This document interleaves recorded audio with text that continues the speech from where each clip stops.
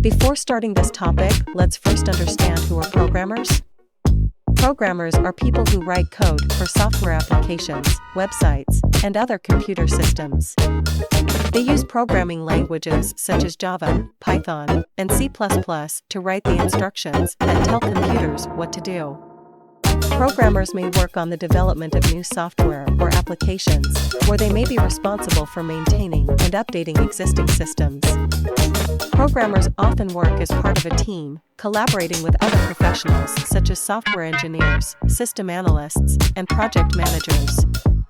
Practice, practice, practice. The more you code, the better you'll become. Yes, practice is an important way to improve your coding skills.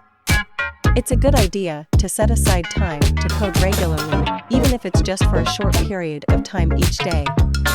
It's also helpful to hobby-specific goals in mind when you practice.